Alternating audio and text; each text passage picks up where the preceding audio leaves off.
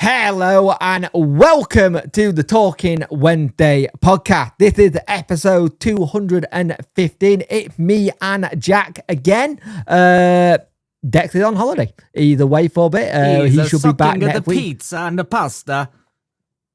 Anyway. What he said. And also, we're joined by another special little guest that may make an appearance or may not if he decides to stand upright. It's my cat Freddy is currently being a little loaf on the corner of my desk. So fair enough. Yeah, we've got three hosts today, technically, even though you can't see one right now. That's me told. Yes. But this is the Talking Wednesday podcast. Someone out there might like that little factoid that Freddy, my cat's anyway. Yeah. We're on all parkour, yes, absolutely. Hardcore parkour. On all podcast platforms. Choice, you can tell it's been a long day already. Michael Scott. It's been a very long day already. How's your week been, mate? It's been okay. There's something I was debating mentioning that's happened, but no, I can't. No, I can't. No, you cannot. No, cannot. But there is a separate thing, is that I'm going to be voice acting again now. So the dry spell of voice acting is over again for the time being. I'm going to be in a Fallout New Vegas mod called Fallout the Odyssey. So that's quite exciting. Yeah. Is it done by the same people who did the other one? No, it's not actually. It's a completely separate group of people, but it was talked about at a thing called Creation Con, which is quite a big convention-y thing about, like, you know, community-made projects and whatever else. So I'm going to be in that, and quite a substantial character as well. So that's a fun thing. If you're a Fallout New Vegas modder, player, whatever. And you didn't have to play your pock game of cricket today, because... Yes, because the other team conceded, because they knew that they'd be facing my bowling attack, and frankly, if you don't want to face 80... I think I actually did a speed gun test over the winter, and I was bowling at 87 miles an hour. So that was fun. Yes. Subtract that and you get the real number. All of the players in Division 10 of the Derbyshire Central League are absolutely terrified. Subtract 10 and then you... Nah, shut up. Hang on a minute. Hang on a minute. No. No. I knew you hadn't heard that. No. I knew you hadn't heard that. You son of a gun. At least you had a good week, mate. Yeah. How's your week? Mine, weird. Just weird, because we've had school is back to normal. We got like the book to go, hey, your kid going to a new school. So we kind of gone, oh God, she's getting older. Yay. We got all the new paperwork to do, but it's been weird. It's been busy just because of how everything has gone in the Wednesday world, to be fair. But it's been busy with that. I've been doing bits and pieces. I believe I've been playing a lot of Call of Duty again, and I really shouldn't, because when I start playing Call of Duty, I get sidetracked, and it's not good for me. It's not good. But I haven't found a good single player game at the minute to sink my teeth into. Well, Oblivion Remastered just came out. Yeah, I can't do that. Why not? I have two kids. Oh, yeah, true. Yeah. I have two kids. I've got to try and like be a father. If I have to play that game, I am screwed. Yes. I am never, ever... To be fair, I did send Jack this morning a long list of games that were really old just to make him feel bad. Yeah, you did. And I really appreciated that. Thank you so much. Thank you so much for that. You're welcome. It's that kind of thing. But we should have... You will also notice, by the way, my muff has disappeared. But where exactly? Oh, yeah. Where exactly? For you audio listeners, I've taken my microphone muff away. But where has it gone, do you ask? I've actually built myself a very... Don't pay, take it away. That's the reason. I've actually made myself a very scuffed little, very cheaped out little voice acting pod thing of... Do you remember forever ago I bought that 40 quid like fabric box? Yeah. Off Amazon. I've finally put it up on the top of a set of drawers at just the head height, and I've put it on the microphone that's in that. So fair enough. Yes, that works. That's where my beautiful, wonderful muff has gone and disappeared to. And I Fair find, enough. can you tell that I find it really funny to say the word muff, and I don't mean the dirty thing. I mean No, the actual microphone I can't Yeah. tell at all. Absolutely. 5 minutes into this podcast, and I'm already talking about muffs. How amazing! You can tell. He's it's the end of the waffling season, already. can't you? Yeah, he's waffling already. Yeah. But we did do a game today. It was Sheffield Wednesday versus Portsmouth. Tell me about the game, Jack. What do you thought about it? Well, it looked definitely like the players were certainly looking after themselves and not wanting to get injured, unluckily for Jan Valery, who did indeed get injured. But it was nice as well that Liam Palmer got a run out on potentially his last ever home game for Wednesday, if Twitter rumours are to be believed. But it was quite... I mean, honestly, I could have fallen asleep. It was very boring. It was very drab. Nothing was really happening. Both teams were kind of like, there's nothing really to play for here. We had a lot of the attack, though. 18 shots on target. 18 shots compared to Portsmouth 2, and 5 of those shots were on target compared to Portsmouth's 1, which they have obviously scored. Yeah, 18 shots, great, but the 5 on target is naff. Yeah. Yeah, that's been us all season. I think all season.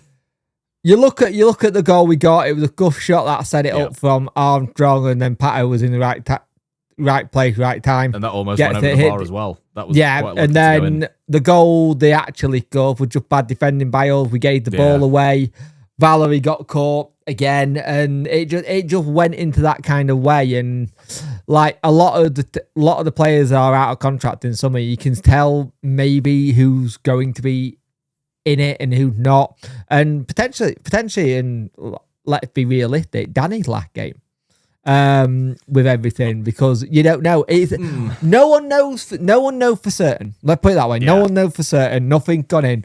It's a little bit like the club and who may buy us. No offer gone in. It's all speculation that he's going here, there, and anywhere. And there've been like 3 club links with him the entire time. Yeah. So it is that kind of thing. Until that happens, he's still here. He's got a 2-year contract, and whoever wants him are going to have to buy him out. It's very simple. They're going to have to buy him out. But Can't pay, you don't take him away. Yeah, pretty much. But again, it felt like a game where you had 2 teams that know they're safe. Yeah. They know they're safe. They know what division they're in next season. They know what's going to be happening. They know who is they're playing. So it's weird to have this feeling that we got right now, where it's like, oh, we're safe, we're not going down, but then we feel like we're going down because of the whole situation with certain players going and manager situation and everything else. Yeah. It feels so bizarre because right now we should be going, right, we've got one more game, maybe we should get to mid-table and be happy and done. But it doesn't feel that way. It really doesn't feel that way. And I think you saw glimpses of what could happen in the future, but not enough. But for me, it's, you look at it and you go, it is what it is. It's a 1-1 draw against 2 teams who know they're up next season. Well done to Portsmouth for staying up. Oh yeah, and I think they were the only. I'm really happy about that. Actually, I've got a lot of time for Portsmouth. I think they were the only club in the bottom half that didn't sack the manager. Oh, actually. So yeah, so it's good to see that they stayed up. Let's do the result then. Stoke City 0, Sheffield United 2. They are playoff bound now. They've bottled the automatics. Oh dear. Oh no. What a shame, innit? I knew you were going to do that. I don't think we're in a place where we can say anything though, Jack. Come on. If you think about it. Just funny because they were giving it the big one, and now they've bottled the massive attempt at Burnley 5, QPR 0. So Burnley are currently. Like, I rate that. They could have just sat back and gone like, don't care. Yeah. But they want fully title went for though. it. They literally were still going for it as though they hadn't, didn't have promotion. Oh, they want title. It's not done yet though. They want title. They want the champions of the championship. Yeah. Luton 1, Coventry 0. 2 red cards in that. And as one of recording, there was also a reported fire at Kettleston Road. And I just really hope, everyone at Talking Wednesday really, really hopes that everyone was okay in that. That there was no. Yeah, it was in their laundry department. Yeah. We really hope that nobody was hurt or injured or God forbid, even worse. Than that, especially where their stadium is, all the houses. Yes. That could have been a lot worse. Sheffield Wednesday 1, Portsmouth 1. Preston 1, Plymouth Argyle 2. Oxford United 2, Sunderland 0. Sunderland are not having a good run into the playoffs. Their form is off a cliff. Middlesbrough 0, Norwich 0. Cardiff City 0, West Brom 0. That means Cardiff City are relegated into League One. They are indeed. Millwall 1, Swansea 0. Millwall going on that playoff chase. Derby County 1, Hull City 0. Hull City are in the relegation spot. Derby are just out of it. Not looking good. Blackburn Rovers 2, Watford 1, and surprise to surprise, after Blackburn Rovers played us, they go on a run. Yep. And Leeds, Bristol City don't play until Monday at 8. So that's the chance for Leeds to go back on top, because you look at the table, Burnley on 97 points, Leeds on 94 with a game in hand, Sheffield United on 89, Sunderland 76 points in 4th, 5th place is Bristol City, Coventry in 6th. Now you go into the playoff picture, Millwall, Blackburn Rovers look like the ones who could probably do it and get it. I think Middlesbrough are now out of it. Middlesbrough still have a chance, technically. They've got a chance. They've got to hope, though, that everybody above them loses to be able to... Yeah, but the thing is, Middlesbrough and Coventry play each other last game of the season. That's the bit for me. Yeah. Yeah. We are currently mid-table, 57 points. Slap bang mid-table, actually. Yep. Right in the middle. Love it. It's like a Stuart Gray season all over again. I'm okay with that. We needed that, but we'll get into stuff later. Yeah. Oh, God. Cardiff City are confirmed relegated on 44 points. Plymouth Argyle on 46, but a minor goal difference of 36. They need a miracle. I don't think it's going to happen. What? 46, 48, 40, 47, 48, 49. No, I think they're down. Yeah. I think you can say Plymouth are down. It's just going to be... It's literally, you're looking at anyone from Hull 18th to 22nd now who could take that last spot. And it's Hull City on 48. It's Luton on 49. Preston on 49. I'm surprised to see Preston there. And Derby on 49 and Stoke on 50. Ironically, I think Stoke are probably safe. Yeah. Preston seem to have been on like a steady decline since they got rid of Ryan Lowe. All that time ago. Like, they've just not, I don't know, they've not kicked on. They've not kicked on and done enough, Preston are weird for it. It's like, but you look at Blackburn, look at the form they're on since that draw with us. Oh, yeah. Draw with us and 4 wins. Absolutely, yeah. It just shows you how if you go on a run, you can do anything. But good luck next season to Cardiff City. It's going to be weird not knowing that they're there.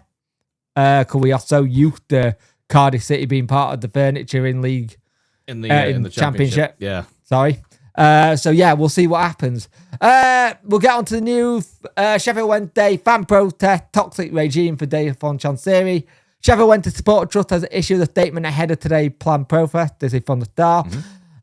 This afternoon, we'll see the Owls, Danny Owls play their final home game of the season, and fans will be using the opportunity to show their displeasure to the ownership chairman Chansiri. A march will start at the Crucible, planned ahead of kickoff, during which black and yellow balloons will be carried and thousands of leaflets will be handed out. Banners have been created and fans have been able to wear yellow and black as part of the protest, which should be an interesting sight at Hill Stadium, which is often decked in blue and white. The Supporter Trust said that the Sheffield Wednesday Supporter Trust is joining with the Owls from across the country to protest against the toxic regime of the current owner. We will be gathering at the site of the blue plaque of the Crucible Theatre in Sheffield, and from there we will walk together to Hilper Park and the main march towards Hilper Stadium. They did it. It was very peaceful. It was quite a sight. I won't lie, it was quite a sight when you saw it. So it's done what it needed to do.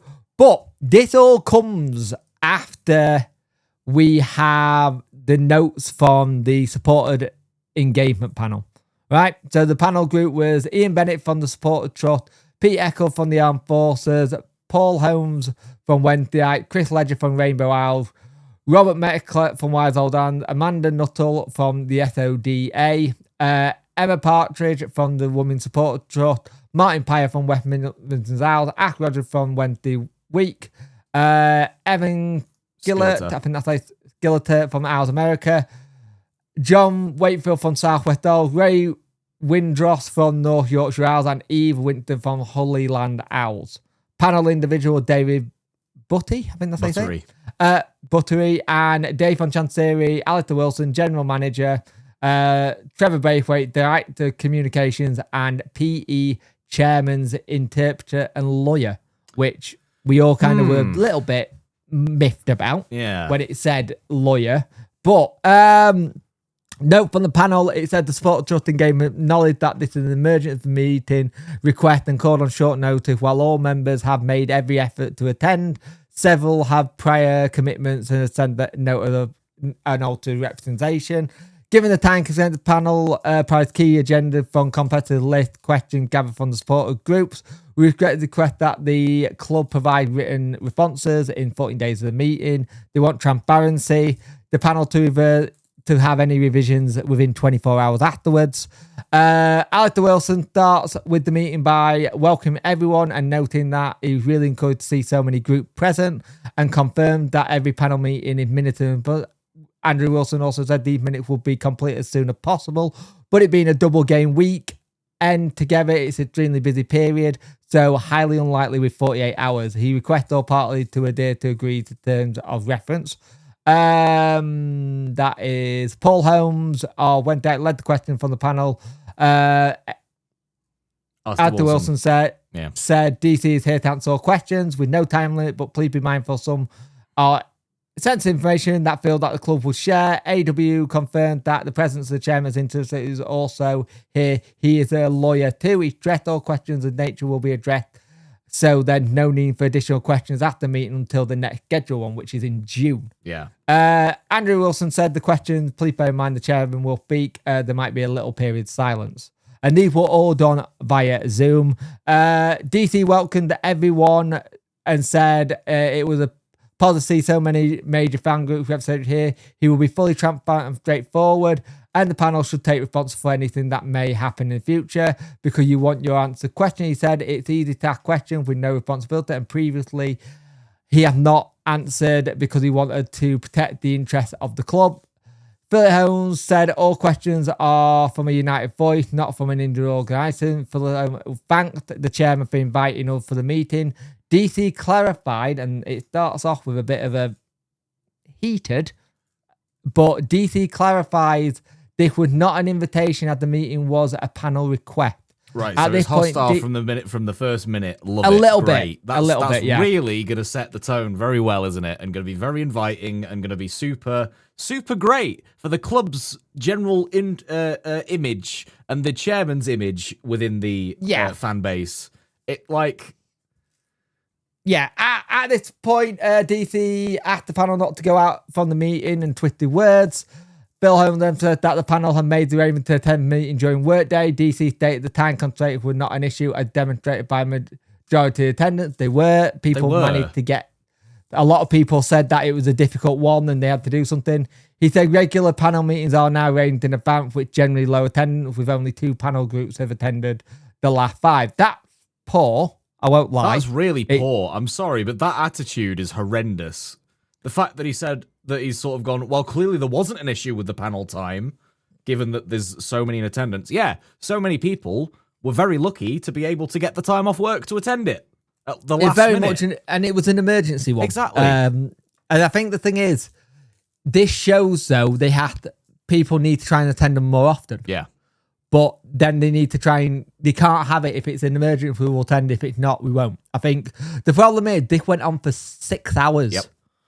And it's a long period. Bearing in mind, a 1 hour meeting typically takes about between 1 to 2 days to get the minutes drawn up. Yeah. And that's exactly why it took so long, because it was a 6 hour meeting. So yeah.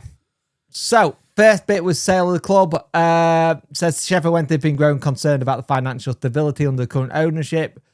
with late payments, lack of infrastructure in payment, and growing unrest, many supporters see new ownership as the only way of getting stability.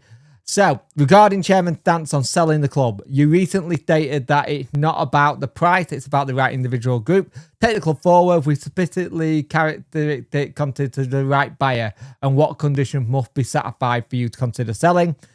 DC confirmed that he has no interest in selling the club. At the moment, but he's open to considering offers. From right potential buyer, the right qualification, fit and proper to take the club forward, who would run the club as a going concern, and then the future is something he would consider. DC asked the panel to ensure they are satisfied with any answers. If not, ensure they are seek clarifications. And we are not answering questions in writing. There is no time limit to this meeting. Right, well, that's immediately dodgy, that there will be no clarifications or anything to that effect in writing put out there, because that says to me he doesn't want to be held accountable for anything that he says verbally in this meeting. I think we've got to be a bit careful with how we go in on it, but it does say a little bit of that. But it's because he wants deniability. It feels to me like he wants deniability for these answers that he gives in this meeting later on, where he can then make the claims of "No, I didn't say that." You could also then another panel once say the groups have met and had a debrief of it. Go right, what do we want to talk next? I think there's a side of it where you could do that. Yeah. What steps have been taken to prepare the club for sale, such as obtaining an independent valuation and preparation of financials? Do you have a realistic selling price in mind? Does the price include silver status? Bear in mind, engagement panels don't normally talk about things like this. Engagement panels are normally about ticket prices, shirt prices, how to make it better and stuff like that. But we're in a weird load of circumstances. We're a special case where the ownership is this is what the fans need to know and want to know rather than anything else. DC has said he's taken sort of 10% of the club sale. Not to take sort of to prepare the club for a sale. Selling the club is not his intention. If we were to sell, it's not just about the price, it's retaining any sale that has the right person with sustainable plan. The clause regarding valuation for potential buyer, he said financial information is available by our publicly by the club's annual accounts. You can use that to get an initial value. Basically saying, look at the accounts and use that to base your offer upon. Yeah, that pretty much sort of a thing. So that's what from memory, roughly. That's about 150, 200 million, something like that. That's the ballpark figure based on the club accounts and everything. He said evaluation is complicated depending on the numbers of factors such as buyers is prepared to buy, the seller is willing to sell. There is only one Sheffield Wednesday with no comparison with valuation. Owner would not publicly declare a valuation of the club. Well, there is a point of comparison. The Sheffield United Football Club in the same city, and that's gone for 100 million, and that's got way better facilities, it's got way better infrastructure and everything. That literally in the same city. That is the point of comparison. So how you can possibly then justify selling the club for what is rumoured to be in the books and all that sort of thing as a base valuation, it's utter tripe.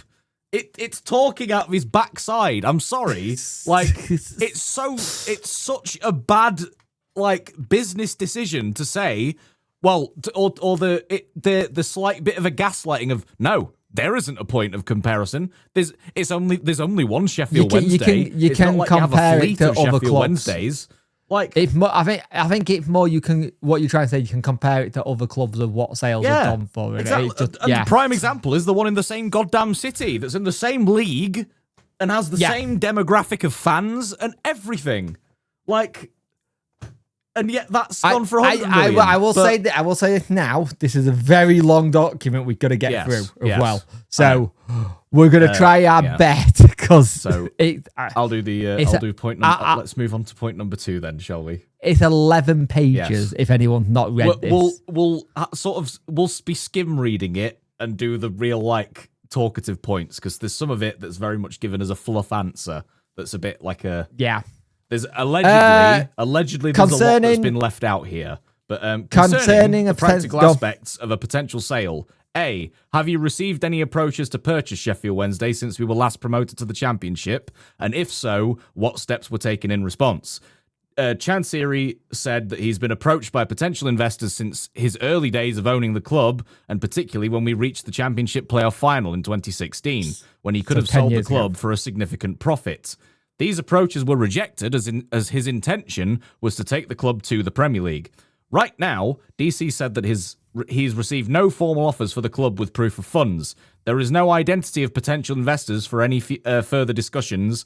Anyone can say they are in the market, but without any official offer, they cannot be treated as genuine. He said if a potential investor wishes to pursue interest through the right channels and follow the right procedures, he would then be open to discussions regarding a sale. And I mean, you will be able to see the minutes, but that's quite an interesting thing to. I think sort for of me, say, or whatever. The big thing I got, the approach of we rejected his intention to take it to the Premier League. Right. Is that still the case? Is that exactly still what you wanted? Is that, I'm guessing that is, but 2016, that's a long time to have that's 9 other years investment, no other money than your own. And I'm not saying that your money hasn't done stuff. Your money had done stuff, but it adds. You need more. There need to be more things. He said they spoke about the NDA. He said he would sign an NDA if there was an interest. He had no issue with signing an NDA. That right, but the whole point of signing the NDA is to protect the early stages of offers that are made. It's so that whoever has the business is not able to turn around to other competitive people and go, they've offered me this. What are you going to offer me? Like, that's the entire point of an NDA, is that that's how you stop See, I think Chancery wants a bidding war. He wants a bidding war between several potential interested parties, and he doesn't want to just have the direct negotiations and all the rest of it. He wants to have that moment where he's turning people down and he's pitting. But the thing is, does a bidding war work in that well anyway? Though a bidding war also only works if you're willing to listen to the bids. Exactly. So if you're not going to listen to the bids, a bidding war doesn't work. And then also what you said about the using the correct channels and pursue through the right channels and follow the right procedures. So what are the right channels and the right procedures? What are they? How does someone actually get in touch with the club and make a formal offer? That's so unclear. Like even just as Joe Block, even as myself, just to have a look at how would you even get in touch with it? The emails about what referential yes, there are club contact emails available and all the rest of it, but the point of reference to what you should be contacting those email addresses about is so vague, it's so unbelievably unclear that it's ridiculous. Like all football inquiries. Okay, so does a club takeover constitute a football inquiry? Does I've got a problem with you signing this player constitute as a football inquiry? What is a football inquiry? That's not that. Yeah, anything to do with players being as signed. An example. Yeah, but anything to do with players signed, that isn't what fans should be in theory talking about. But I just mean from the club website. I get what you're saying, and the right thing would be to probably get in touch with Alistair Wilson, your general manager. Yeah. There've been so many things that have been said and stuff like that, but I get what you're saying. But how do you do that? What is Alistair's email address? The chairman's email address was only found out because of the fact that out there, but you're going to get flooded. This is what I'm saying. And what I'm trying to say is it's all right you saying this and going this, but you don't want it then to flood. If it floods and then it gets lots of stuff, you're then in the position where they will go, we're not going to look at any. So if it has to be something where you have to set up a meeting to say, I've got this, you do it that way. I get what you're saying, Jack, but you can't just flood it because people will spam it. People will spam it and then it won't work. Yeah. And they're all silly little teenagers that think, oh, this is hilarious. Not necessarily. All the grumpy old gits not necessarily. As well, to be fair. They're not necessarily. Future plans and directions. And this one's interesting because it says in the notes, it says about Chancery's recent referencing of Reading SC and the years of financial challenging. He said they asked what the club's strategy, planning, and what strategy is going to be made. Now, here's the thing for me. If I had a plan and knew what was going on, I've be able to look at things a little bit better, but we haven't got a plan. He said that the challenge in sustainability, the difficulties in football businesses, he said costs has increased by 10% annually, while ticket prices and other revenue streams cannot keep pace at that level. DC criticizes companies' complaint from fans when prices do increase, even though the increase would help the sustainability. Player salaries are is that exceed the income, no. and player sales must be balanced with ambition to succeed. There are issues with the structure of the league, which are changing expenditures revenue from Premier League to EFL and more support to clubs. DC asked if there's any suggestions the club can implement with the aid of sustainability. I think at times people have been in touch to say, why don't we do this? Why don't we do that? And I don't know if it gets not even listened to remotely. We don't know if it's been laughed off. We just don't know if it got to the right people. I'm not defending DC here, but how do we know that email got to that person? Let's be brutally honest. How do we know it's actually got there? Or if he had taken it, he'd taken it, listened to it, and gone, I'm not using it. Kind of thing. Phil, is it Phil? PH. Who's PH? Yeah, Paul, not Phil. Sorry, Paul. Paul turned around and said the increased revenue and wages have never been a selling club. It's the intention of selling players, let them leave in the past. DC said pre-COVID, on average, we sold one player per year. One player per year doesn't cut it, though. No, I'm sorry, one player per year doesn't cut it at all. You sell a couple of them, then you use that money and you reinvest. Yeah. Not selling the club. DC asked the panel what particular players should be sold. I don't think that's something you should be asking either. The fans shouldn't be the one to be saying which player should be sold. We're just saying if there's a player that's in the market and so you come for him, what is it? One of them then turns around and says he does not think we should be referencing player from the past. The question is more about long-term sustainability. What is the plan to increase income to offset against the expensive? DC said that it's unfair to say we should have sold player, but when asked no one who should have been sold. We're not trying to pinpoint who should have been sold. We're saying clubs sell players. That's the whole point of a football club. That is what we're saying. The question was raised again about selling players. Has turned around and says, is it M? I believe it. No, it's not. ES. I don't know who ES is. There's so many of these things. Well, ES has kind of turned around and said here. Evan Skilleter, Al's America. Thank you, Al's America. Thank you. Evan Skilleter said that the panel is not interested in debating which players have been sold or not. Naming players don't help. Jada the question, asking future plan for strategy, not former players. Asked about developing youngsters. The club could look at sell as a profit. JW also said that only $4 million DC club revenue of wider will see player training. After young player for development would choose Sheffield Wednesday over other clubs. DC major changes are taking place at the academy with the new facilities and increased scouting structure and a new academy manager in place, John Pepper. To drive the academy forward, DC said Premier League clubs take good young players and regulations should offer more protection for clubs in the EFL. I do agree with that. The fact that he has helped the facilities, the increased scouting, academy manager. Great, brilliant. Let's hope that means we're going to get more academy players in. They also need to translate. Not translate, but like there needs transition. To be transition. There need to be pathways to the first team. If we're not going to be able to do the spending spree, whatever else, on players, then they need to be able to have that pathway into the first team. Because, sorry, hang on, I need to shut my window because there's a goddamn ice cream truck on my road. But there is that whole thing where you need to actually look at it and what the pathways are. We've seen recently with the academy, there've been stuff from different players' parents saying this is very hard to get anything out of it and stuff like that. But we've gone on this before. He spoke about the knowledge that the academy and asked how the club is going to be more sustainable. Then relying on DC and regular stream. DC expressed open regarding sustainability would also be receptive for any idea the panel could bring to the table, improve revenue streams, sustainability in football, widespread challenge. He's not wrong. But if there is going to be things that, let's see if it's something that can be done, and what other things they could do, if it's going to be there, listen. DC asked for players' names again. Again, I don't think this is what we should do. We shouldn't be asking for players' names. As the panel has said, Andrew Wilson said that within P8 question, it's stated that we are not a selling club, which is why the chairman is asking you, can you refer to who you mean?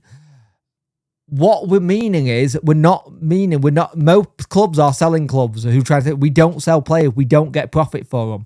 You can then use that profit to then set aside to some of the costs. Exactly. So say you get 10 million for a player, you use 5 million to the next player, and then the 5 million goes somewhere else. Yes. It doesn't all have to go into a player. 9 out of 10, you like it to go all in a player, but it doesn't. That's not how it works. DC then asked questions, have been prepared for questions in return clouded statements. In hindsight, there were players we could have sold in the past, such as Fortieri, but at the time, the central was to achieve promotion, which is a balance. Looking back, it would sell. We can't predict the future. I've got no problem with that. I think we've all said in the past, if puck came to shove, we probably would have sold Fortieri and then pocketed that money and done well with it. But again, we don't sell players. We don't sell players for a lot of money. If we do, it's a tiny amount. I think the only exception would have been Lucas Zhao, but that was when the player forced the sale himself and pursued the chairman to the ends of the earth to get that sale to happen. So yeah. Like, Ian Bennett, welcome to the Academy investment. Respect the fact Dieter put a lot of money into the club and has nothing but praise in that regard, but it should not be a general suggestion to train it in short and medium term. DC revert to the football business large runs on loss and course and wish to make the club more stable. DC had asked questions on this topic and no one could answer. ESL looking at potential solutions. The panel can put a working group to which DC agrees, and they are open to. So great. There is a solution where we could look at something. So at the net panel agreement, there might be something where something gets spoke about, and they put a working group going, this is what we're going to do. Will people listen to it? Who knows? But we got to, there's an idea. And I will there's say, an idea. I will actually say, now that Chansiri has asked for actual ideas, for example here, put them on paper. Don't just say we could be doing things. To actually itemize that list of the plan of the what can be done to make the club more sustainable in the efforts that could be made to do that. This is the actually put it on paper in a list form. This or whatever, is the thing. If you read the next section, Jack, it says this. There are many fans willing to help, many pledging to commit a public short, a long-term strategy with fans' input and strategy. That's basically what they're saying there. DC said it would depend on his decision as owner and anyone willing to say in how the club is run should put money, but he would like to hear previously. It's all about the money side. We know this. We've had this before. Previous to former trust board information informed the club, which include cheaper tickets, which asked how the shortfall in revenue would compensate. The answer was the chairman had to subsidise. DC suggest that it's easy with no full responsibility to take club. The trust were invited to implement their plan, but responsibility were unable to take it forward. It's lack of having just someone else in there instead of it just being you. Having someone to help you would be a good thing. With respect, DC inquired that IB Ian, the trader, compromise is at the same level. DC said he's sorry but the difference in business vast. Easy make suggestion without responsibility. Said he doesn't like the slight on me and doesn't have a business responsible successfulness, but as a big Sheffield Wednesday, I do have a lot of respect for chairman, but would like to be minuted. DC always said he respects anyone that shows respect to him. But there's been a bit of a back and forth here between the supporter trust and DC, bit where it goes into Ian with to say not to call him a liar in media interviews. It just comes into back and forth. He said good fans that DC said good that fans are united. He said some fans have plenty of wealth and understand this more intense. And then example, a supporter who passed away left Sheffield Wednesday money. Well, DC said should go to the family, which he's right. DC said Germany confirms who it was, who it was, but this matter is over and far he concerned. If he still had concern, he would not have said it, but he said he will it should return to the panel behalf of the trust and representation, but DC said it must be the chair. So fair enough. So it's that he said, she said kind of stuff. Spoke about the academy again, about what could do with that in terms of what salaries are, outlined difficulties in running it. DC also has received contract from fans saying, we don't want your money, just leave, but it's not the answer. It should be how we prevent the example free window ban, protect the club's clafo concern. DC thinks that he has no money and the knowledge funding is limited compared to what it was when he first bought the club. People will go at you for that because of you, not what has happened. People. Yeah. Wait, what happened? We get it. We understand you can't pay people, but then you come out and say, I don't have cash on hand. It doesn't help your situation. Yep. He said, will you the thing was, will you commit to publish a comprehensive strategy, a financial plan, including a short-term and long-term strategy? It was asked by Ian Barrett, part of the trust. He said it's difficult to get behind. DC said that is his decision to make, but what are the recommendations? He suggested it could be brought up in future meetings. So maybe the way of getting that sorted with that. Maybe the way of having that sorted. But as you can see, it's very much about how it is and how you go about it. It's like chairman appreciates the negatives from fans and reputational damage of the club for not paying bills, especially wages on time. He said in his letter he acknowledges that people and the situation will never be affected. He acknowledged the damage effect and the protest is damaging. He said, I'm aware that some fans in the media in Thailand need to know the situation. We will lose faith, but DC said it's not true. The criticism merited no issue. He said some fans are not happy and abuse him. Can owners not say something back? DC you bought a football club. Yep. Football fans are very passionate about their clubs. So when something like this happens, they say some stuff. This isn't like buying a fast food chain or whatever else. He said he'll give respect. He said he's the customer, but the club needs money. It's down to him. But that's the job of being a business owner. Yes. A business owner puts the money in. That's your job. That's not our job. That's your job. You own the club. You pay all the bills. You pay everything on time. But that's not the trust. That's not the Wednesday fans' job. He then goes on to say he says how fans will go to the FL to try and force him out the club, but he doesn't hear how to protect the club because if there was a free window embargo, it would make more difficult to find a buyer. I agree, it would do, but we wouldn't have been talking about a buyer, a free window embargo, if things had been paid on time. None of this would have been happening if there was a failsafe. Yep. Like, if there was a failsafe, none of this would be happening. A failsafe helps.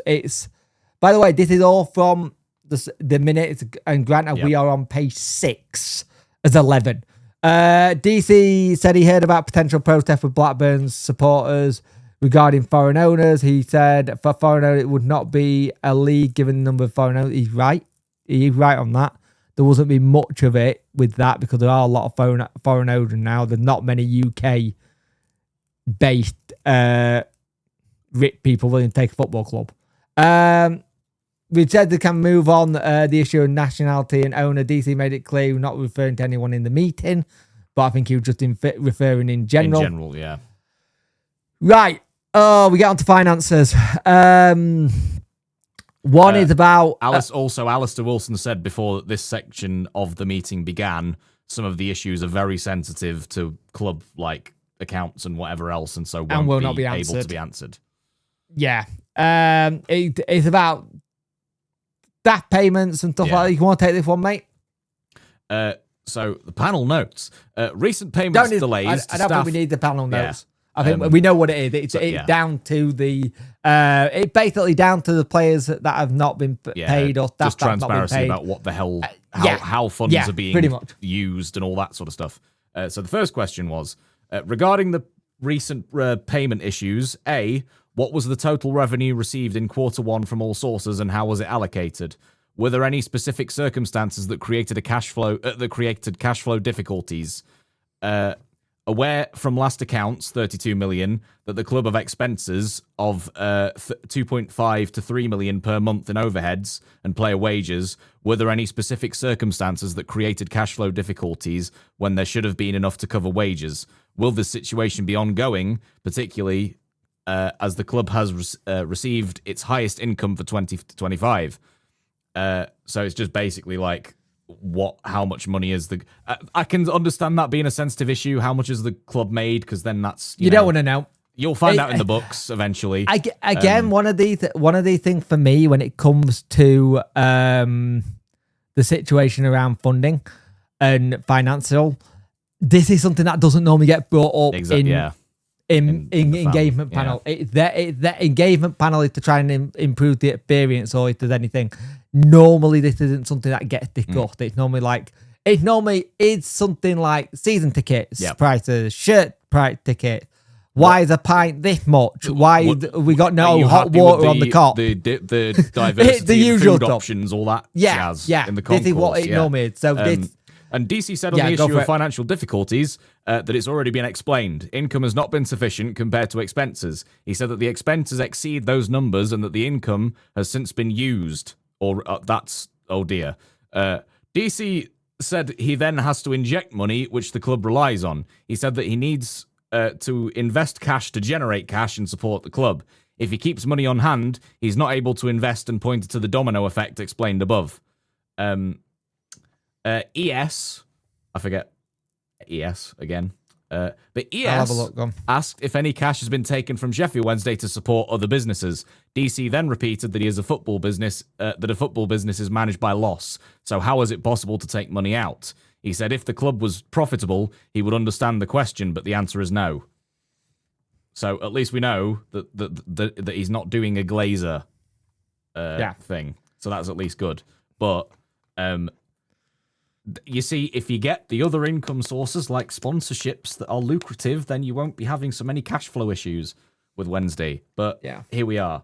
Anyway, so then the next question. Has the club paid the £2.5 million rent to Sheffield 3 for this season? If so, why was this payment prioritised over meeting staff payroll?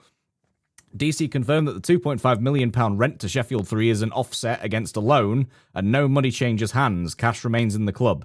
He expressed frustration with experts, in quotations, with an agenda who should explain the facts in detail when trying to influence others. That's I'll be honest with you, I'll be interested. The thing here, though, if you came out and said this beforehand, people wouldn't be trying to figure out what it is and how it works. Yes, this is part of the transparency that fans wanted from the beginning anyway. And then the sort of the follow-up to that as well was, concerning financial transparency, A, within 14 days, can you share the documents submitted to the EFL to satisfy Regulation 16.16 of Section 6, covering profit and loss and cash flow forecast? Can you confirm everything is in order? DC said it is correct and the club must submit this to the EFL and we are fully compliant. Clubs do not release this information and neither do the EFL. This is a confidential information that clubs do not put out into the public domain. Which is fair enough. Which is fair enough. And that's also something that, basically, if we've been compliant, we won't hear anything. But if we've not been, and the whole cash on hand issue is actually against that regulation, we will then have a club statement. So I hope you're ready, Jake. Because that might happen.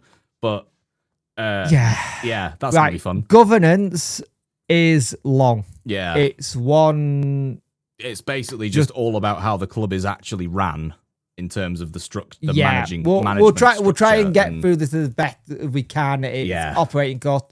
He said, concerning club governance structure, do you acknowledge that Sheffield Wednesday operate without a proper board of directors? The relevant experience at best, contrary to the FA best practice, forthcoming regulation requiring. B, would you consider developing a specific plan to reform the governance structure, such as a separation between strategy, oversight, a day-to-day operation, for example, appointing an independent director with relevant footballing business? The group discussed the club governance structure with PH questioning Sheffield Wednesday operating without a proper board according to the FA practice. DC said directors must have responsibility. Other clubs have the same. If anyone wishes to invest, he is happy to listen. JD asked if the chairman advisors are in any special areas. DCC has a number of advisors with a lot of experience on the football side and back office with consultation too, as the case that came into the club. DC, as sole owner, believes the current assistant bowler is appropriate as director must have responsibilities, which currently lie with himself. So he thinks everything that we're doing right now is okay and nothing should change. Is basically what I say. Yeah. That reads that in. He said the appointment to the boardroom must be made in the past and could be in the future remaining in the club. Regarding structure, DC has said a vast experienced senior management team in place. Many years of footballing players who have predated his time at the club, who oversee day-to-day running. He has regular contact with the management team and if required and thinks the team reserve strategy plays. He is aware that fans see him as a dictator but stressed he assigns operating to his team. Said in Asia, it is normal for a chairman to take a large role as CEO. He underlined the club's running day-to-day by football professional rights is necessary and experience. So it's Alistair running day-to-day then, basically? General manager, basically, yeah. Your general manager, the running your day-to-day. So it's... You'd probably like to put someone else in to try and help Alistair as well. I think, to be honest, with how it's all going, I think that's what is needed. Like, let Alistair run the business side of it, of the day-to-day stuff, and then bring in someone like we had in 2015-16 when we had Glenn Roeder, who was in charge of all the footballing stuff, and then we had someone separate that was helping with all of the general day-to-day stuff. That's what we sorely need. And actually, the club was being quite well ran when we had Katrin Mayer as the CEO for quite a while. That there was basically no issues then, and it was after that all of the point deduction stuff started happening, if you remember. So I think we need a bit of that long. Again. Yeah. Oh boy. Oh boy. This is very long. This is a. This goes on to 4-page answer. 4 pages with lots of bits in between. So we'll try our best. Good luck if you're still with us. Regarding future governance and supporting engagement with independence around the independent football regulation, what action will you take to improve the supporters' engagement, comply with new requirements, for example, fan representation on the board? Fan representation on the board, oh dear, I do not know how well that's going to go. It needs I think it needs to be a competent fan that's quite measured and quite reasonable. Here we go. Yes. Bagsy, not it. AW said the club comes with development of regulation which currently being debated in Parliament. Trevor Braithwaite has previously committed the club fully compliant with the regulator regarding fan engagement. And Alistair Wilson said previous to the panel meeting has seen ideas suggested in place such as improving the fan zone, third kit pre-order, extending the concourse hours after game on a trial basis. He has suggested the panel should be credited for recent introductions of the e-bars, which have been discussed in meetings historically. So they're things that have happened from the meetings. Alistair Wilson said concepts have been long in the clubs again and are grateful for the panel's input. He said the current trials have been a success and the club are looking to extend the concept to next season and beyond. CL raised a question regarding the recent 50% Macron sale. Alistair Wilson, DC, said this was a result of supporting request discount official merch and emphasised that there's no issue with Macron recording outstanding payment. It's relative to any financial. DC said the club do not have sales. DC said the club do not have sales. There are complaints when some of the ultimate cannot win. He said it was an excellent idea. That's quite it. DC said when the club do not have a sale, there are complaints, and when we do, some look for ulterior motives, so we cannot win. Yeah. And I have seen that side of it. I won't lie, I have seen that side of it, but let's have a look. PH said it was an excellent idea to liquidate stock, and DC said credit goes to Alistair for driving the process. To be fair, that's good though. 100%. That's what Alistair used to do. Yeah. Alistair was managed the club shop, so he knows what he's doing. DC says a fan appointed board will meet the same requirements as any potential director. With agendas items addressed, AW invited the panel to ask further questions that the chairman is happy to answer face to face, with no subject or table, including football side or non-football inside. Ew. So what's your favourite colour, Mr. Chansiri? That's why it's so many pages long. Yes. Arthur Wilson said, ahead of the meeting, chairman was prepared to listen to very topics that could be raised, exciting questions. DC said the opportunity to say anything face-to-face, a lot of speculation, now is time to ask anything. All rather than putting it out on social media online, he had plenty of questions, especially the truth, which is easy to outside but unfair on DC. So now is the time to ask questions. Response, has he had his question answering related to the NDA with no further questions? Arthur Wilson and DC asked the fans for open mind regarding unfolded speculation, stating the panel has access to the platform to put questions in. Arthur referred to recent comments regarding the academy players, which he describes as fabricated. Okay. This is from a player's mum, so you'll have to deal with that with the mum. Yeah. It was clarity that no EFL club made a loan offer to two players mentioned. The club offered just facilities and non-EFL clubs, but interest was not followed through. One player had been asked to confirm if he was aware of any EFL clubs' interest.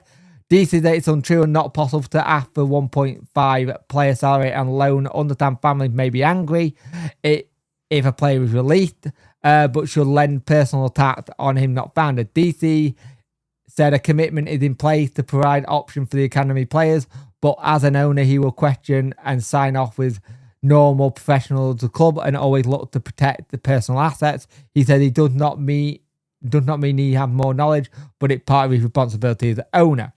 So a lot of that one, you have to be very careful. It's a he said, she said. Yeah, it's very, You've got what a player family said, and all we can go is, okay, that's what they said, that's what one said.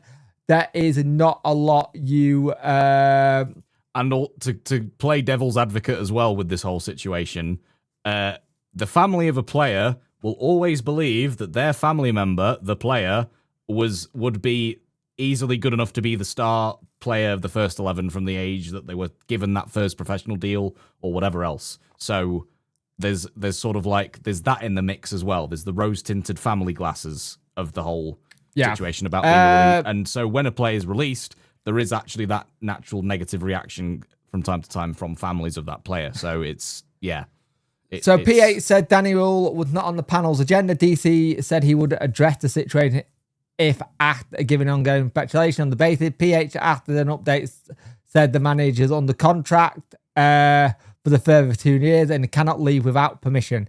DC said he is aware of criticism recently, but we are not for the protection in place of manager. May have already left. DC said he's happy to answer the question because he will give a straightforward answer. There are no further questions on the manager. DC said he was surprised as he thought it would be on the agenda as the panel represent major fan groups. JW said the manager and player come and go, but the club will still be here. That's our concern. The club will not be there. Yeah. The concern for the club not managing whether the undercurrent or someone else. P said the question was about business side. DC said he does not want to give certain people value with agendas. The chance to offer expectation, but are no questions. So be it. Detail normal will give you the bet owning Sheffield when to call bad health and ask fans not to worry or protest. If the right buyer comes along, he will be open to discussion. A potential sale must be for simple steps, i.e. offering writing, proof of funds from an appointed lawyer and the buyer identified. So, he wants the potential buyer's lawyer to go to his lawyer and say, this is the offer. That's the avenue. That's how they do it. That's the plan. That is how it's done, though. Yeah. That is how it's done. If you go to anyone who's buying a house, you go to your solicitor, you put it through, done. The fact that this calls him in bad health, I don't like hearing that. I don't want to hear anyone with bad health. But if it's causing you bad health, why keep us? If it is causing you bad health, surely the way of helping... And if the desire has always been to get us to the Premier League, but funds are not what they were get someone in to help you. 16, and if you don't want to relinquish full control of the club and totally sell it, then let someone buy a percentage stake in the club that can also inject funds. So there you go. Potential buyers, if you're watching this, listening to this, that is the avenue. Get your solicitors to go to his. Yeah, Red Bull have got a 10% stake at Leeds, something like that. And they put like something like 60 million, I think it was, into Leeds. Yeah, it's something mental. PHF Further Information Academy facility with discussed previously. AW explained the plans for the academy development, which includes a state-of-the-art new artificial pitch, first of its kind in the UK, only PFE Ivone in Europe, has a surface which in most grass-like surfaces available worldwide. AW said the development also includes 4 new dressing room, new male and female official changing rooms, a new reception area, and a social area for school in the daytime for parents in data, which their children train from an indoor environment. I like that. That's good. That think you want to hear. The academy getting developed. If that means we're going to get players out of it and into the squad, then great. PA, after an update on potential introduced a state standing, said the regular requirement fulfilled to take place, but progress is slower than expected. AW said it may be smaller numbers introduced per other club, but this is to be determined on expectation. AW said regarding fan zone, we will look to improve it in the summer. It was discussed at the previous meeting not to increase the space to work within the area we have. We will not impact disabled parking. Andrew Wilson said a lot of work is undertaken at the stadium will continue throughout the summer with large amounts of money being invested. Much of the renovation will not be visible, such as resolving the irrigation issue at the bottom of the cop. AW said they will continue to improve the improvement to help enhance the match day experience. He said a numbers and data and trial from the bars were affected and hopefully will be expanded to next season. AW said the technology of the bar, the protection impressing its early indications a point of successful trial. So they are trying to improve bits and pieces. They're going to try and sort out the drainage. They're going to try and do something with the fan zone. I don't know how you improve the fan zone, where the fan zone is. It's not got enough room. Ideally, you could have done with a bit of extra land where you have something that's a separate fan zone, and then you get a walk up to the club from the fan zone and do it that way. We don't have the land for a decent fan zone, let's just be honest. The old Wednesday night car park would have been a good place, but again, it would have been ideal. Really purview for the club. It's CL after assurance on Beckley regarding potential stand closure. DC assured the panel the safety for support is always priority. He said we have an annual report with all aspects. The stadium must be undertaken. Any work is considered high priority. He said the club are fully compliant with current requirements, and it was not the case, and it would not be an issue with data certificate or license. DC said the club act immediately when it comes to supporters' safety. Example, adding additional security measures when bought ground with the deemed high risk potential terrorism. He said fans' safety is the priority, and please do not worry if there's any issue raised, they'll be investigated. DC said there was an ongoing discussion with a consultant regarding renovating the north stand roof as in 2021. It was revised that the remedial work required on the roof would run into the millions of pounds and it would last for 30 years. It's not carried out, the stand would be closed, but after annual inspection, it would nothing suggested that any safety factor would be compromised. So would do need to spend so much, especially in the future. The club opted to move stadium. If any serious concern were evident, we would not have been issued a safety certificate. We have since commissioned other engineers for the same report with present findings that were being told. Different engineers had different opinions. D said he will not accept any potential stand closure without good reason. That doesn't affect the safety factor. Currently, there are none, but he needs to spend and we will become safety come first. So, in terms of the stadium and stuff like that, though, isn't it? If the club opted to move stadiums, yeah, that's an interesting little sudden thing there. That's like, ooh, maybe the long-term plan, if there is one, which might even be, is you get a little bit stay at Hillsborough. Yeah, you also get a little bit here where you're seeing a little bit of long-term plans coming through. It's interesting. Also, I will say as well, like, The fact that he's said, why bother spending so much money on that North Stand roof to be, that will be finally completed in 30 years, apparently, when you've got this in mind of like, maybe they don't want to stay at Hillsborough. No, it would last for 30 years. But again, it would run into the £1 million and would last for 30 years if not carried out. Maybe they've also got in mind, rather than constantly upkeeping Hillsborough and everything, it will be better in the long run to pay for a new stadium. Yeah. Rather than constantly doing all these, I will say, though, things like this we're hearing here is stuff people just wanted for a while. Yeah. This is bits that people wanted. Like, what's the general upkeep? How is it all going? Give us, every 12 months, give us what's the new update. Yeah. If there's any update, where is it going? You do one of these every 12 months, like a town hall or something. People then go, okay, we see what's going on. DC, the pictures will go remediation as soon as season end. Peter said the club new groundman Lee Jackson has done a fantastic job over the few weeks. DC said we were always looking to recruit the best people. The opportunity to recruit LJ, who have many years at Man City, is a good appointment. He's a fantastic appointment. That pitch looks fantastic. JW said read in the recent thing, fans and DC said he would ask questions by journalists on the impact of potential free window. DC stressed that he would not ask the question he would not have referenced it. Reading was the example of the club who was having an embargo in the past who can move forward, and it wasn't the end of their life. He said, of course, we would not want an embargo, but Reading just an example of a previous embargo club and this season have a chance of promotion. Which, when you see he's from still that not read point, the room a little bit, but I can see it from his point where, like, no, I can they see might it from be his wound point. up completely. He needed an example, and the example was that one. But again, using it, I don't think he realised how much we all kind of go, that's not a good example, though. Look at what's going on. But you can also get it at the same time. CLF for promotion on the free gaming corporate double discount for other club members. AW said the promotion sometime before the offer was applicable.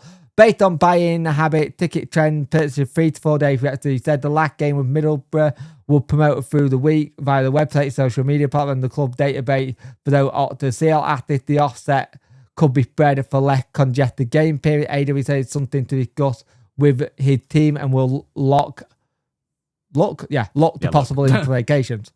A discussion was had on the importance of protecting club representation with assets. EP raised the concern of valuing the value of fan community contributed to the club. Financial comments. EP expressed concern that negativity could come across from the meeting, staging most reputation of the club, such a Wednesday week Easter egg drop. The Sheffield Winter supporters into 8 new fans at the club, and first time for the last home match. The Rainbow meet up every game, and EP would it be the club value to initiate a means of protecting and giving back to the club? DC misunderstood the question, relating some of the fans do not protect their club. EP says she fully respectfully disagrees. Agent intervened. Klein said the groups do respectfully and fully appreciate, and we offer support for various initiatives. The club values every community alongside financial elements. As a group, we stepped up to protect the club on numerous occasions from a reputational point of view, raised a lot of money in the face of horrible abuse in Hillsborough. This produces protection and balance alongside the so basically the actual question was all about, is the club going to do more with these representative fan groups for like the charity stuff and all this sort of thing? And then is it going to be more? I think it can be if more of the club going to help on this than it be like on the actual groups and all that stuff. And then Chancery misunderstood what they meant and said, but there's still fan groups that attack the club and damage its reputation and this, that, and the other. So then Alistair had to step in, and this is an interesting one because it got asked to me today on one of my videos. Yes, after season ticket could receive a refund if they wanted to do so. AW confirmed that season tickets are non-refundable, which is part of the terms and conditions at the point of sale. He said, we do have requests in relation to illness which are active on merit to each case. He added season tickets are historically sold at the same time of the year as the performance of the team. I've given support the option to receive the best price by buying the earliest opportunity. DC said, for example, if everything was good, the club were fighting for promotion. Can I ask to be a fan to be funded? But would they have the money? Of course, I cannot do that. It has to be fair. You have to think of it from both sides, which I kind of agree. If the club's doing well, you're probably not going to ask for a season ticket. Yeah. If the club's doing badly, you want your season ticket money back. I do understand on that one. The price of our tickets are just, it is what it is. We try and have the discussion to try and do it, but we'll see. AW asked if there are any more questions on we're at, and so he said the next time to put questions will be a pre-arranged next meeting in June. He hoped the same number of people can attend. Can I just say, if we could keep it to being properly done, you give Chancery that idea that people want to have a say and try and help. The more people who can get to these, the better. Yeah. And if you can have it that it's ahead of time as well, where people can plan and say, I need to book maybe half a day, maybe just 2 hours, depending on it. I think this is a special case because it was an emergency one. Yeah. With no further question, the debate was held on the communications after DC expressed its disappointment that the following recent group meeting without the club, the panel gave notice of the intention to release a statement while requesting an emergency meeting. DC felt strongly that this meeting today should have taken place before any statement was released, as we are meant to work together part of an engagement program. He said that there was no issue with individual organisation commenting publicly, but not the panel as a collective, given the club a part of the engagement panel process, and said he did not think their actions were professional. The club were happy to accommodate emergency meeting as a request, and he said the panel exists to help others to think about the scene professionally. EP said last year panel put together an internal teams and reference which the club agreed meeting without the club present. DC said there's no problem with that, but the meeting today should have taken place before any statement was released, and the intention of fairness, he said he could create doubt on the process moving forward. BH responded, the club announced via the chairman's letter that this meeting was taking place, received only a few minutes notice by the public. DC said this was instructed as a reciprocal response. Yeah, thank you. P8 pointed to responses on both sides, was suggesting that this issue part all party in which DC agreed that, and he felt he had raised his concern. ES asked if the club considered disbanding the panel. DC said no. He was merely disappointed that the trust is named on both sides for the panel, suggesting success in moving forward. He's happy for the club to develop time to panel is correct platform and answer questions. He's also happy to set the record straight on speculation surrounding areas of the club. And that's it. They got thanked for the time and input, and they hope to see all of them in June. Now, this morning they had to put something out because the Sheffield went to support a trust apparently turned around and said they didn't do anything about the minutes. The supporter trust chair put his resignation forward to the fans group, and it got rejected. They said no to it, so he's still the chair. Still German, yeah. They were disappointed by it. And they're gonna have it gonna go in house to find out what the hell happened. Yeah, it and seemed stuff like like someone that. went rogue with that, or a couple of people went rogue within that thing. Apologies for this being such a long bloody episode of just reading stuff and going through it, but I thought me, you, Deck thought it was right to have it said and have it all done. It was a long one. Bits of it you can get from DC side, but I just wish you wouldn't start a meeting as an attack. Yeah. Because at the end, you could tell it was starting to get into a bit more of a conversation. I think there's a bit, there needs to be an understanding too, that there's a bit of a misunderstanding in respect of like the people at these fan forums and engagement panels are not necessarily the same people that are going on Twitter and are sending abuse to the chairman or the chairman's family or whatever else. Like, I think at certain points, all of those fan groups in the room were being lumped in with those other people that are just being negative for the sake of being negative. A bit like how people have been in your comment section as well, Jake, to be fair.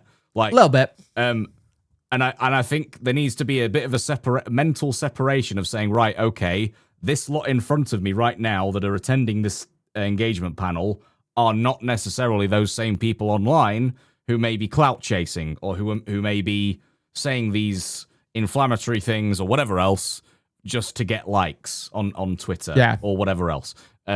Because actually the way that the panel there conducted themselves was exemplary, I thought. And that's the exact sort of a thing that needs to carry on, because you won't also necessarily get a good response from like any suggestions made when your thoughts, even if it isn't you that's putting these points across to the club or the chairman or whatever, if you're getting lumped in with all this negativity online and whatever else, even if you've got really good suggestions for the club, they aren't going to get listened to because there's not that mental separation of. I worry that the next meeting is going to come with yeah, and I also worry with the next meeting comes with, why was there a protest? Why would this? Why would there that? Why are we doing this at the next one? I worry that it's going to go that way in terms of like going, I saw this was said, this banner was here, I'd seen this flyer said, and I don't want that to be the way those meetings go. I think he could understand that people do want to have their say, and some people will disagree that we shouldn't have protest, but some people will agree. It is what it is. It's up to the person.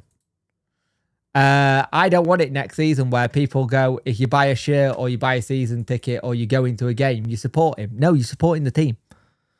I think this has been a really long episode, Jack, and I don't know about you. I'm absolutely knackered. Yeah, I can tell how you were reading some of the things in the minutes. He was like just speeding through it as fast as he could, and your brain was going faster than your mouth. Yeah, I wasn't meaning to go fast, but my brain just was like, yeah, my head hurts.